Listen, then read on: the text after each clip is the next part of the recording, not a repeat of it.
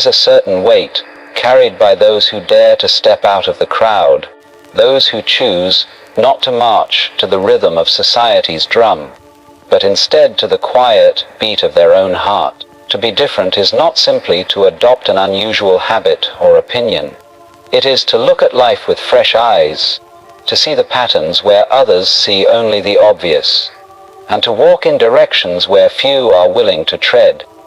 Yet with this difference comes a cost, a price that must be paid in solitude, misunderstanding, and sometimes even rejection. To walk alone is to know the chill of silence, where once there was company. It is to see friends drift away because they no longer recognize the person you have become. It is to endure the suspicion of the crowd, for the crowd fears what it cannot easily classify. And yet, this loneliness is not merely a punishment, it is also a gift. For in this solitude, you encounter the raw truth of who you are, free from masks and roles, free from the expectations that society places on your shoulders. The one who walks alone learns to find joy not in applause, but in authenticity. They begin to see that real freedom does not lie in being accepted, but in being true. The path is not easy, and it is certainly not comfortable. But it is alive, it is vivid, it breathes. The price of being different is heavy, yes, but so too is the price of conformity. To blend in, to silence the inner voice, to betray one's uniqueness for the sake of approval, that too is a kind of death. And between the two burdens, the greater tragedy is to live a life that was never truly your own. So when you find yourself walking alone, do not despair. Remember that solitude is not emptiness, it is space. Space to grow, to listen, to create. Space to become who you truly are. And in time, those who are meant for your path will find you. Not because you bent yourself into their shape, but because you dared to remain whole in your own. The price of being different is real, but the reward is beyond measure, the unshakable peace of knowing that you did not betray yourself. Walking alone is the natural cost of being truly different, because the moment a person chooses to break away from the patterns that everyone else blindly follows, they begin to stir discomfort in the collective. Human beings are, by nature, creatures of habit and familiarity. The crowd finds safety in uniformity. It is comforting to think, speak, and act in ways that have already been approved by the majority. When someone decides not to fit in, not to conform, they instantly stand out like a solitary flame in the dark. That flame may inspire a few, but for many, it becomes a reminder of their own unasked questions, their own hidden doubts. And this reminder often provokes resistance, misunderstanding, and even hostility. Thus, the one who dares to be different must accept that the road they are about to walk will not be crowded. It will be quieter, lonelier, but also more real. To be different is not just about wearing unusual clothes or expressing eccentric opinions. It goes much deeper. It is about thinking independently, questioning inherited traditions, and refusing to accept the easy answers handed down by others. The one who chooses such a path becomes unpredictable to society. And what is unpredictable is often feared. The crowd fears what it cannot easily name or control, because anything that does not fit its mold threatens the illusion of certainty. So the different one is pushed to the margins, sometimes celebrated from afar as unique, but more often whispered about, criticized, or simply avoided. This reaction is not necessarily born out of cruelty, but out of the discomfort that difference awakens in the collective mind. This is why walking alone becomes inevitable. The friendships that once felt close may begin to fade. Conversations may lose their depth, because the topics that matter most to the different one no longer matter to the group. They may find themselves smiling politely while everyone else seems content with gossip, routine pleasures, and unquestioned beliefs, while deep inside, they yearn for more substance. This quiet separation is not always chosen deliberately.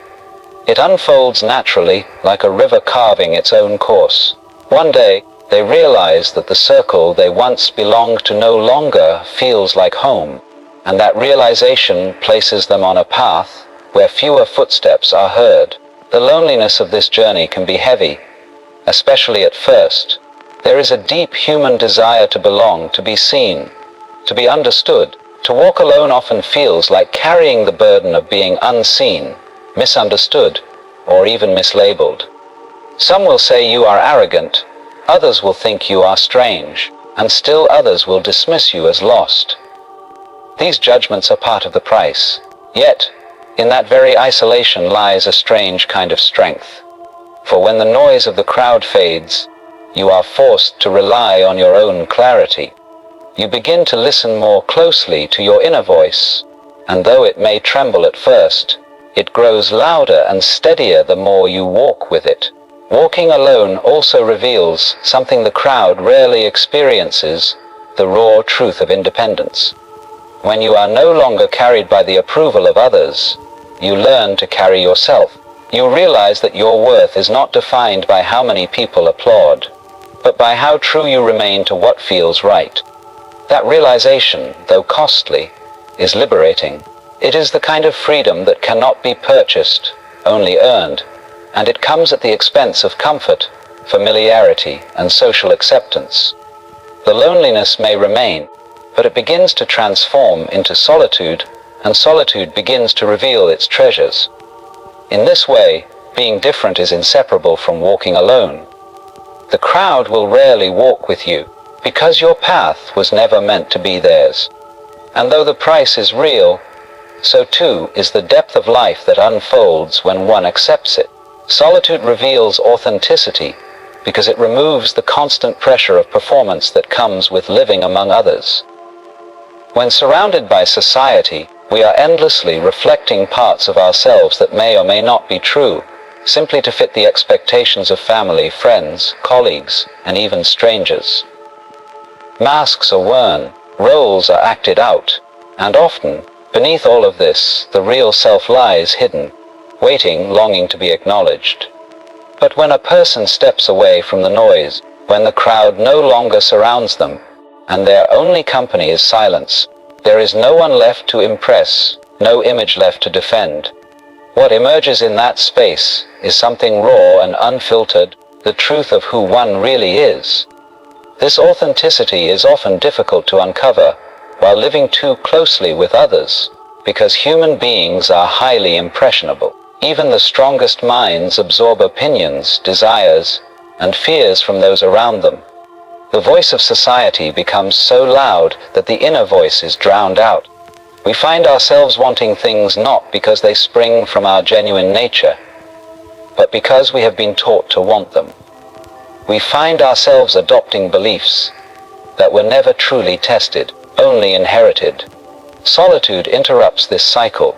It clears the noise and allows the whisper within to be heard again. That whisper may speak of forgotten passions, repressed dreams, or truths that contradict everything the crowd believes. And once it is heard, it cannot easily be silenced again. The experience of solitude can be frightening at first precisely because it strips away these illusions. Without the constant affirmation of others, a person begins to see the ways in which they have lived dishonestly, chasing approval rather than authenticity. This recognition can feel like standing in front of a mirror after years of avoidance.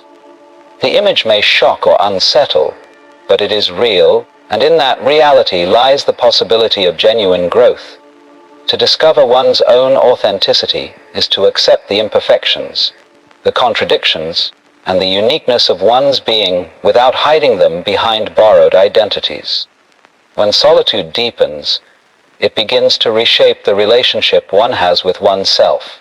Instead of judging every thought by the standards of others, the individual learns to listen without condemnation. They discover that they can befriend their own mind, that they can sit quietly with themselves without needing distraction. This self-acceptance slowly becomes the foundation of authenticity. For how can one be true to others if one has never been true to oneself? How can honesty flourish in relationships if the relationship with one's own inner life is built on denial. Solitude breaks this chain by forcing us to face what is within, and in doing so, it provides the chance to live more sincerely when we eventually return to the world. Authenticity born of solitude also transforms how one engages with life. Decisions are no longer driven solely by the desire for external validation. The path chosen may not always make sense to others, but it makes sense within. The words spoken are no longer rehearsed scripts, designed to please the audience but genuine expressions of thought and feeling. This shift does not always make life easier, and it makes it more honest. And honesty carries a strength that falsehood never can. Solitude, then, is not merely about being alone. It is about creating a space where truth can emerge without fear. It is about peeling away the borrowed layers of identity and finding the face that exists beneath them all. It is about learning to trust that inner voice that has been drowned out for too long. And though the world may still demand masks and performances, the one who has discovered authenticity in solitude will always know the difference between what is real and what is not. That knowledge, though costly, is a freedom far greater than the comfort of conformity. Freedom lies in truth, not approval, because the pursuit of approval is a never-ending cycle that enslaves the mind. From an early age, people are taught that validation from others is the measure of success. Good grades, applause, praise, recognition. These become the markers of worth. And yet, the more one chases approval, the more it slips away, for it is always dependent on the shifting opinions of others. One day you are celebrated, the next you are forgotten, criticized, or replaced. To root one's life in the unstable soil of external recognition is to build on sand, forever vulnerable to collapse. But truth, the inner sense of what feels real and aligned with one's deepest self, does not fluctuate with public opinion. It stands steady, even when no one else acknowledges it. To live by truth is to step out of the exhausting race for approval, and to finally breathe in the air of freedom. Approval binds because it forces compromise. In the desire to be liked or accepted, individuals often betray parts of themselves. They soften their opinions, silence their creativity, or follow a path they never truly wanted. On the surface, this may bring temporary harmony with others, but underneath, it creates tension with oneself. The more one seeks to please, the more distant one becomes from what is authentic. And the tragedy is that no matter how hard one tries, universal approval is impossible. There will always be criticism, always someone who disagrees, always a voice ready to dismiss or ridicule. To tie one's sense of worth to something so fragile is to live in chains. Truth, on the other hand, requires courage but brings liberation. When one acts from truth, decisions are no longer dictated by the need to be applauded, but by the alignment between action and inner conviction. This may not win admiration from everyone. In fact, it may invite rejection or misunderstanding. But it provides the priceless gift of integrity. To look in truth is to be able to look at oneself without shame, without the nagging feeling of having lived a borrowed life. And that self-honesty becomes the foundation of true freedom. The world often confuses freedom with choice, as though having endless options is the same as being free. But if those choices are all made under the pressure of seeking approval, then they are not real choices at all. They are subtle forms of obedience disguised as liberty. Real freedom is not about how many doors are open to you, but about whether the steps you take through those doors are guided by truth rather than fear. When actions are anchored in truth, even the most difficult path feels lighter, because it belongs to you. When actions are guided by approval, even the easiest path feels heavy, because it belongs to someone else. Living in truth also transforms relationships. Approval-based connections are fragile, for they depend on constant performance. One must continue to act in a certain way to be accepted, but relationships grounded in truth have depth. They may be fewer in number, but they are genuine, built not on appearances, but on authenticity. Such connections can withstand disagreement and difference, because they are not built on the shallow foundation of pleasing one another, but on the deeper recognition of sincerity. The freedom that comes from truth is not loud or dramatic. It is quiet, steady, and profound. It shows itself in the ability to say no when something feels wrong, even if everyone else is saying yes. It reveals itself in the courage to express an unpopular thought, not to provoke but simply because silence would be dishonest. It is seen in the willingness to take a lonely road, if that is where truth points, rather than the crowded highway of approval. This freedom may cost comfort, but it gifts the soul with peace. In this way, truth becomes not just a principle but a compass. Approval is fickle, unreliable, and fleeting. Truth endures. To live by it is to carry within oneself an unshakable foundation, a source of strength that no external opinion can give or take away. That is where real freedom begins. Conformity carries its own price, though it is often disguised as safety and belonging. On the surface, to conform is easy. It requires little questioning, little risk, and little exposure. One simply follows the path already laid down, adopts the values of the crowd, and speaks the language everyone expects. This path offers the comfort of acceptance. You are never alone, for you are always part of something bigger: the group, the tradition, the norm. But underneath that comfort lies a hidden cost, one that grows heavier the longer it is ignored. The cost of conformity is the slow erosion of individuality, the silencing of the inner voice, and the quiet death of one's most authentic self. When a person conforms, they often do so out of fear, the fear of rejection, judgment, or ridicule. They trade their uniqueness for approval, not realizing that this exchange diminishes their vitality.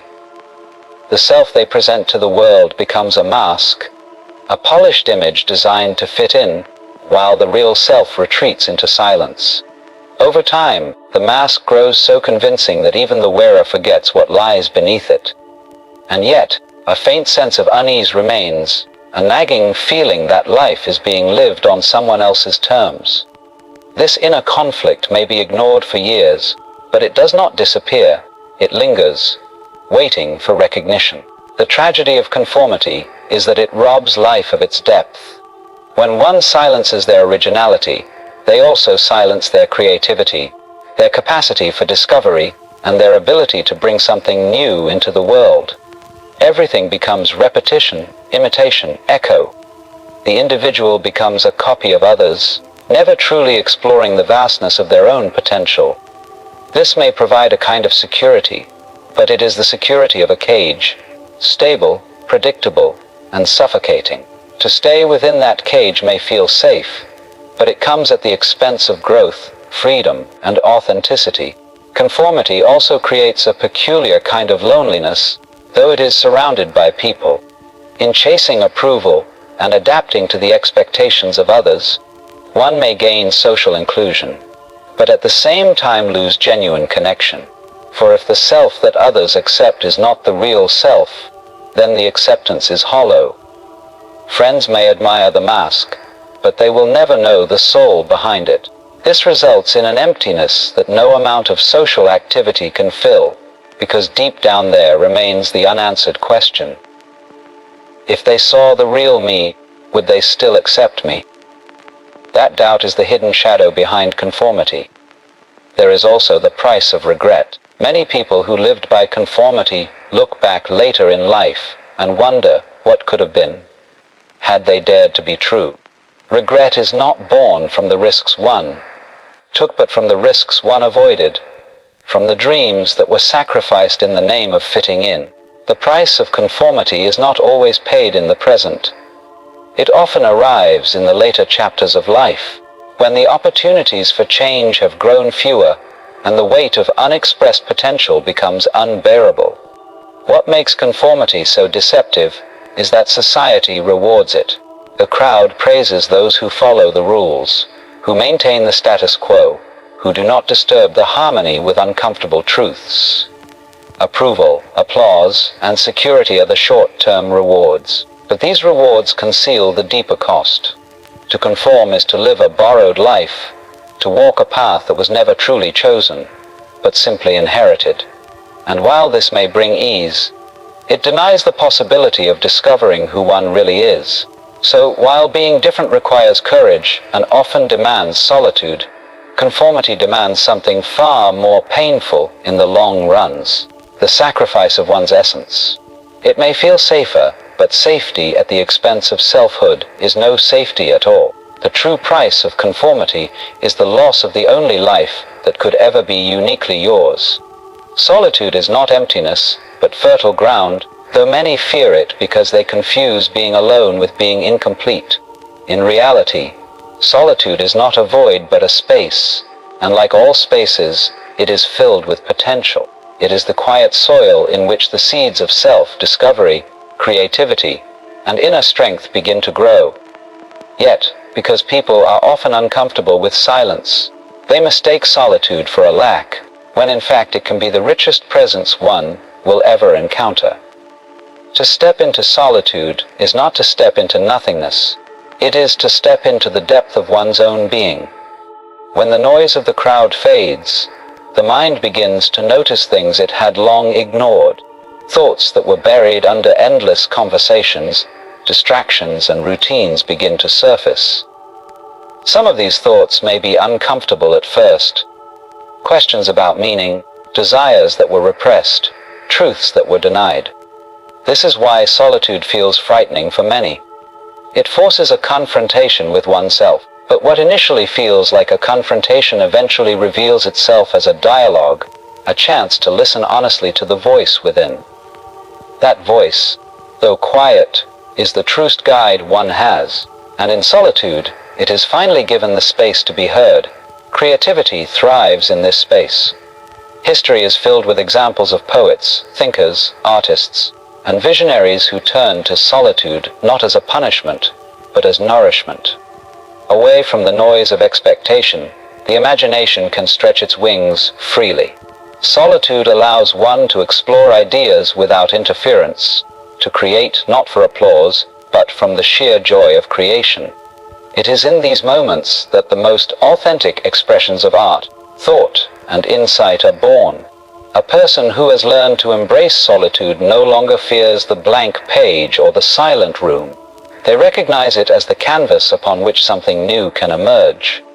Solitude also deepens one's relationship with the world.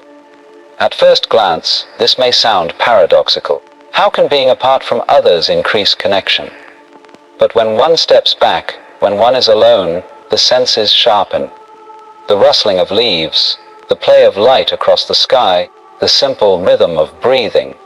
All these small miracles that are drowned out by noise suddenly become vivid.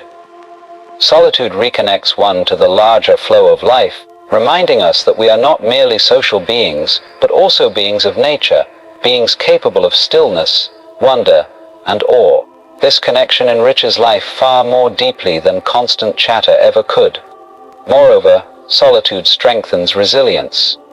When you know how to be alone, you are no longer enslaved by the fear of abandonment. You stop clinging desperately to relationships or groups just to fill the silence. Instead, you approach others not from need but from wholeness. This makes connections more genuine, for they are born not from fear of emptiness, but from the abundance discovered in solitude. Paradoxically, solitude prepares one to engage with others more authentically, because it teaches that being alone is not a deficit, but a foundation.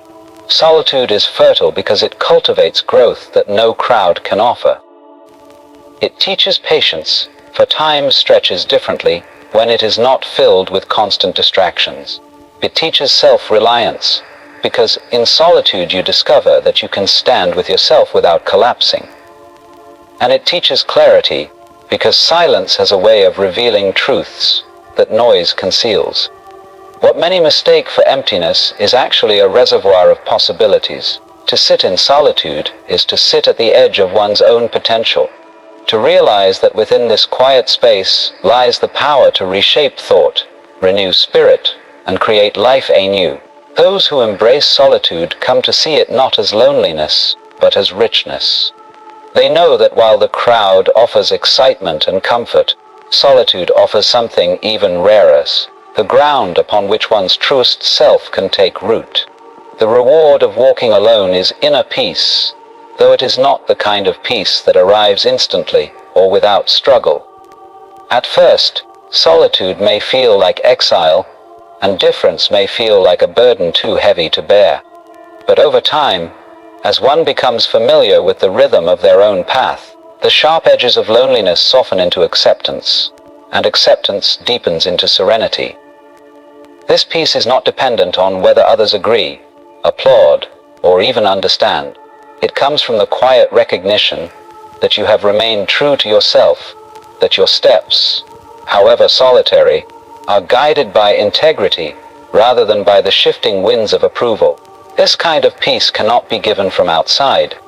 External approval may soothe for a moment, but it is always unstable, always dependent on forces beyond your control. One day it is there, the next it is gone, leaving you restless again. Inner peace, by contrast, does not rely on the moods or opinions of others. It is born from within, from the knowledge that you have not betrayed yourself in order to belong.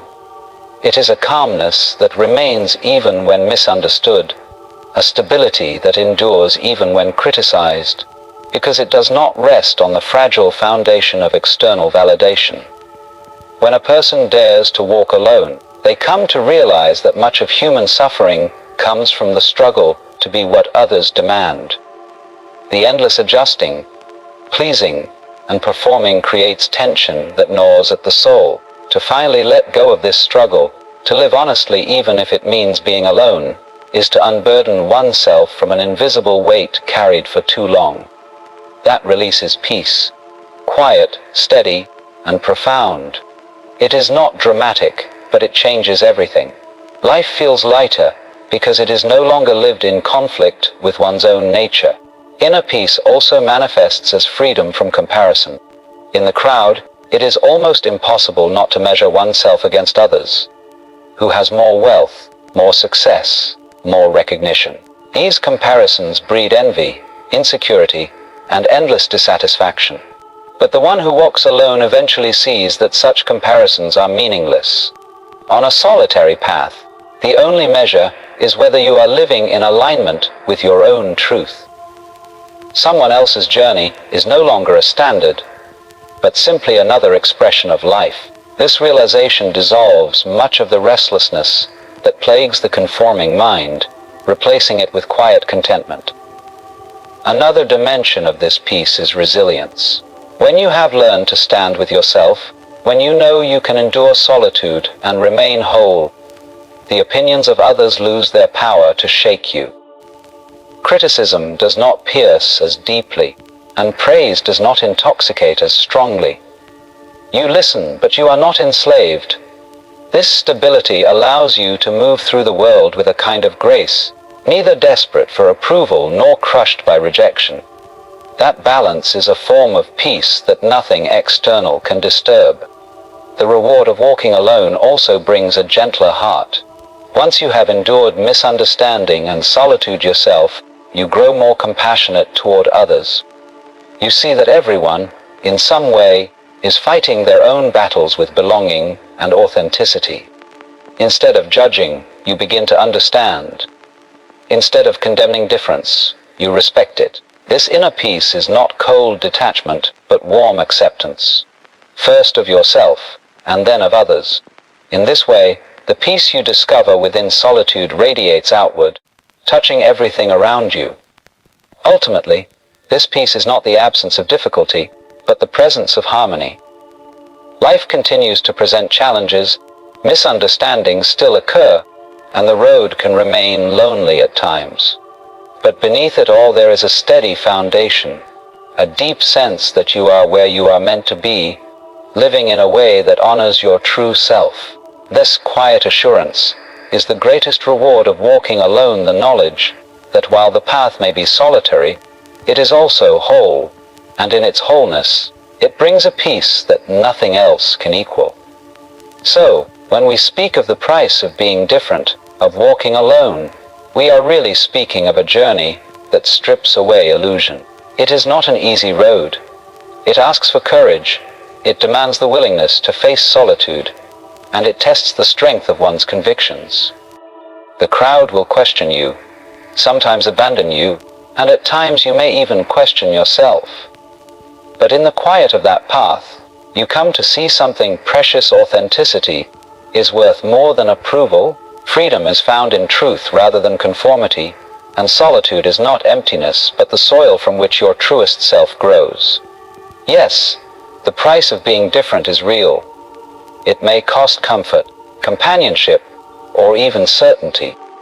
But the reward is greater than all of these. It is the unshakable peace that comes from knowing you did not betray yourself for the sake of fitting in. You remained whole, you remained true, and in that truth you discovered a life that is fully alive. Goodbye and thank you notes, ladies and gentlemen. As we part today, I invite you to carry with you the reminder that walking alone does not mean being lost.